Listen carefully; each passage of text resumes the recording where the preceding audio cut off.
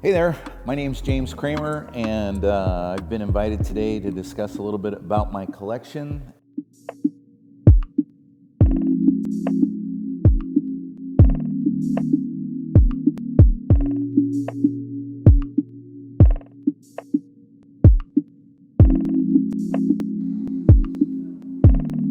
Grew up in a very blue-collar, lower middle-class family that was car people, and my dad's genre was pretty much 50s classics. So I grew up with a 55 Ford Crown Victoria and a 59 Ford Skyliner retractable hardtop.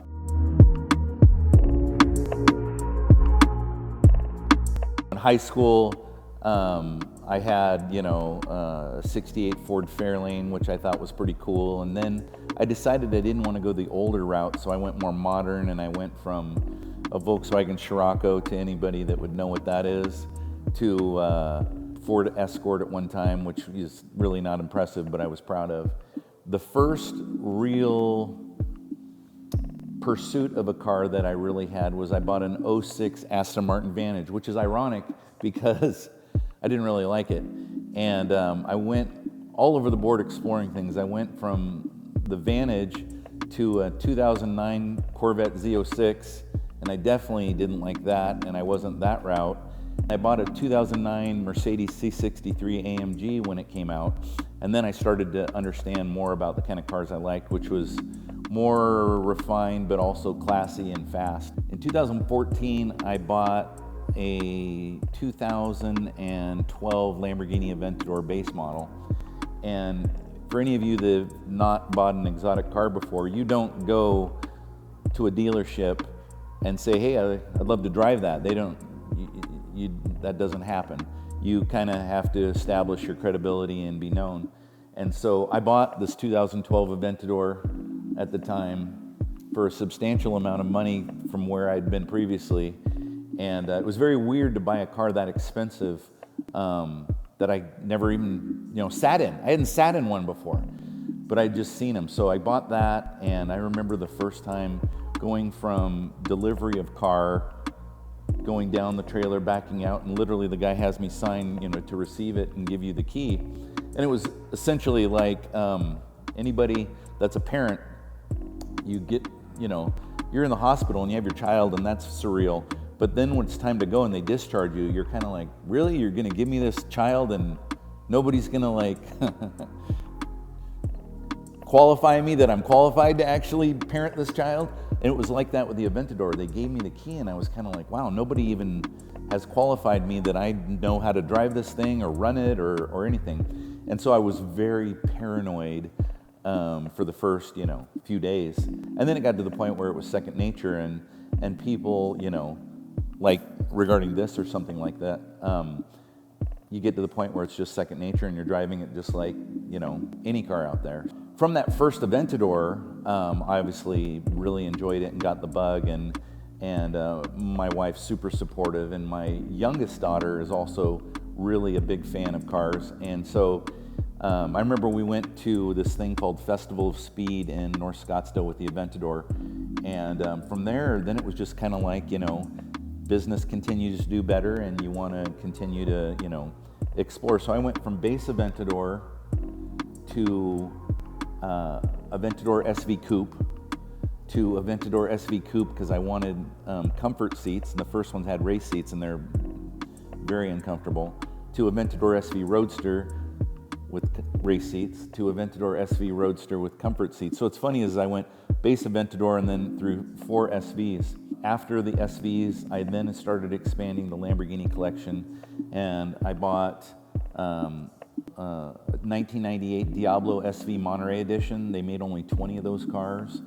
I bought a 1988 and a half white Countach 5000 QV. I bought a 2010 Murcielago SV.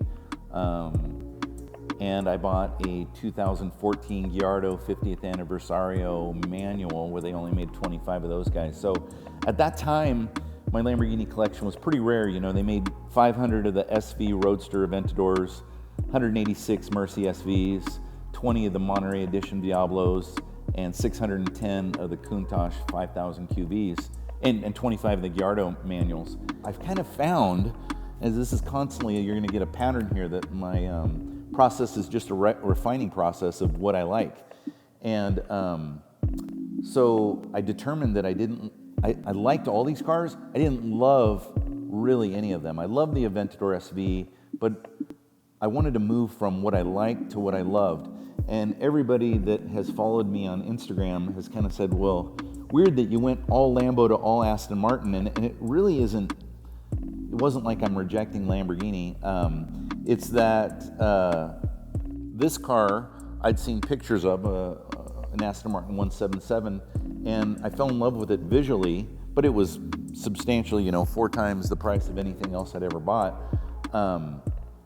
outside of my budget. So I started thinking and talking to my wife, and I'm like, if I'm gonna go from what I like to what I love, this last year has been one of the best car resale markets of all time. I sold all 5 of those cars. And then I bought a V12 Vantage years ago, and it didn't do much for me. And I sold it, and then I immediately regretted it. So I found myself another V12 Vantage manual, and that has been my daily now for 12 or 18 months. And what's cool is the value of those have went up massively. So while I'm driving it daily and beating on it, it's actually holding its value or going up. Cleaned out the Lambos, bought the V12 Vantage as my daily, and started the search for this 177. If you don't know anything about 177s, the CEO of Aston Martin in 2009 went to his design staff and said, what would it look like if we actually created a car with no limitations financially, no limitations engineering-wise? What would it look like? And so that was the design process for them to make this car. And so what a 177 is, for any of you that don't know, is a carbon chassis, complete carbon tub car, with their biggest V12 sent out to Cosworth Racing, and they punched that 6-liter out to 7.3 and race tuned it, and then they hand formed an aluminum body on this car. So as you get a chance to look around this body, you normally see all cars have seams at quarter panels, seams at bumpers, and you won't see that because they literally hand formed this with aluminum and a craftsman rolling the aluminum on a wheel to make each one of these handmade. So they made 77 production cars for clients. They made about 10 prototypes, and of those 10 prototypes, I don't have the full story, but only one was sent back to the factory. So this was the original development car.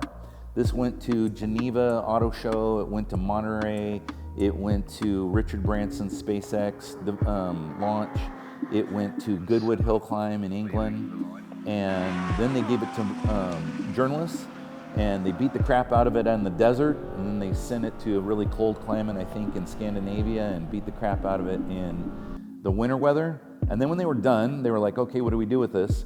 And so several of the other prototypes went through crash tests. A couple of them, I think, are in museums or rebuilt in places, but not in production driving. But this one they sent back to the factory and completely rebuilt the car. So this is the highest mile 177 in existence. It has 39,500 kilometers, almost 25,000 miles. And they rebuilt the car down to everything. Rebuilt the engine, the tranny, bucket seats, repainted the car, everything. Speaking on some of the more specific things of why I like the car, before I talk about where the collection is now going next, is I have nothing against any mainstream car, but I've always been someone that kind of likes things that are a little more out of the norm or unique. And so, while I'm a personal fan of a LaFerrari, there's a lot more LaFerraris in this world than this car, and so I've kind of attracted this car for the sake of it being different. I personally feel, and I know we all have preferences about what design things we like.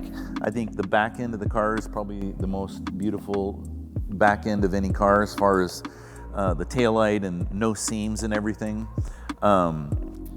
my friend Johnny Lieberman is the lead journalist at Motor Trend, and he told me prior to getting this car that he thought the interior was the best he'd ever seen. And so, again, kind of like that original Lamborghini, I bought this car sight unseen because there are none to go see or test drive. So when I bought it and I got in it, I think you'll find, if in the pictures and video that you get, that it's pretty much the most epic interior there is. The stitching is double wide stitching, so the white stitching contrasts against the black leather more significantly than most interiors. It's an Alcantara roof, but it's a leather seating, which I actually prefer that. Everyone goes Alcantara seat surfaces, and I'm not really a fan. But there, you can see the carbon tub if you look between the seat and the tub. All the trim is in a brushed stainless steel, so it's just dramatic. And the console is very angled and swooping from the center to the back, more so than most consoles are fairly vertical inside of a car. So it has a unique sound, being that it's a Cosworth tuned V12.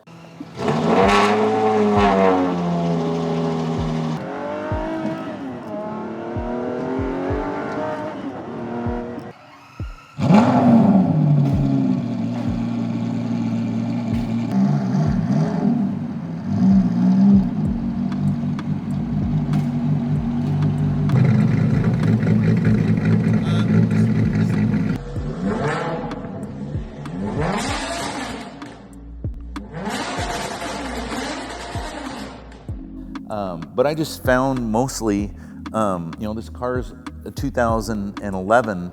It's not, it's not as technical or detailed or even as performance oriented as, any entry-level supercar right now, but it speaks to me. So those are some of the reasons why I like it the most. And transitioning to, where things are going, I have a deposit down on a new Valkyrie Spider. Any of you that know anything about the Valkyrie is designed by Adrian Newey, who's a Formula One engineer, most winningest Formula One engineer out there. And this car is pretty much supposed to be the pinnacle of road legal cars. It's going to be about 2,400 pounds. It has 1,000 horsepower naturally aspirated Cosworth V12 that revs to 11,100 RPMs. And I've got a Spider, which they're only making 85 of. So I have quite a wait for that. It's probably gonna take me at least 18 months, maybe 2 years before that car comes to me. If you look at this garage, you'll get a tour of, it was originally designed for lifts. So my plan was to put 8 cars in here. And my wife is the designer of this home, which, we're just moved into and are quite excited about. And she's expressed preference for not putting lifts in. I went from kind of what 8 cars can I put in here to what 4 cars. And unfortunately for her, that means there are going to be 4 very more expensive cars than the 8 cars that would have been in here. So that's kind of the plan. After the Valkyrie, the 177 and Valkyrie will be in here. And then I have ideas on the next 2. I'll probably move my daily to a different garage and just make this a show display garage. So a couple things that I didn't mention earlier that are kind of fun details to this car is it has a pretty pronounced diffuser fins, but inside the diffuser fins is the actual quad exhaust, and it's cut inside to the diffuser. I don't think I've ever seen another car that has that. In addition, this car has a pushrod suspension, and you see it all here. The only storage in this entire car is this small little front pocket that you'll be able to see when you look back here. But there's no cup holder, there is no glove box, there is a tiny center console where you could probably get a phone and a wallet, and you got this little pouch back here which you might be able to get a woman's purse in. In the back, as you see, most cars, just like over there on the Vantage, you can see the seam of where the bumper is. There's no seams. There is this quarter panel here where the bonded aluminum of this entire piece, this is all one formed aluminum piece. Don't think you ever want to probably get in an accident. That probably would not be a good thing.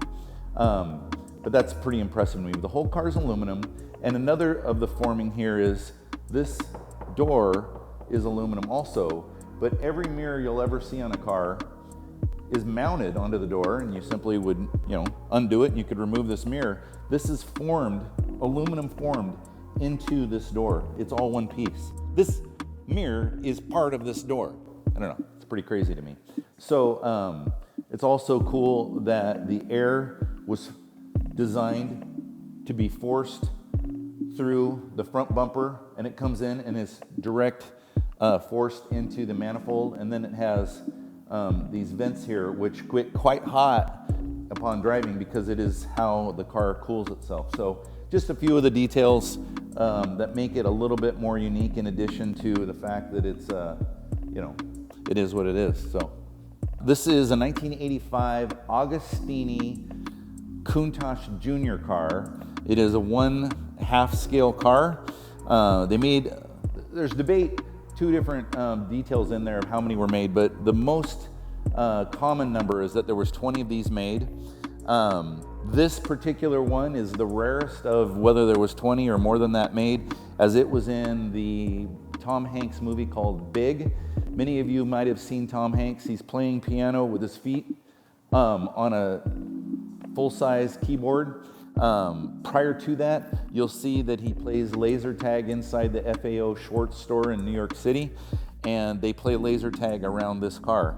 So this is the actual original car that was in that movie, and it is fully functional. It has a 11 horsepower engine in the back, rear mid-engine car. I have mostly restored it. I've done the body and paint. I've done I've done leather seats and console and new carpet, and refinished the wheels, added new tires, and I have a few more mechanical details to upgrade, but these go for fairly big money in auctions, and could be worth as much as $75,000 or more to the right collector.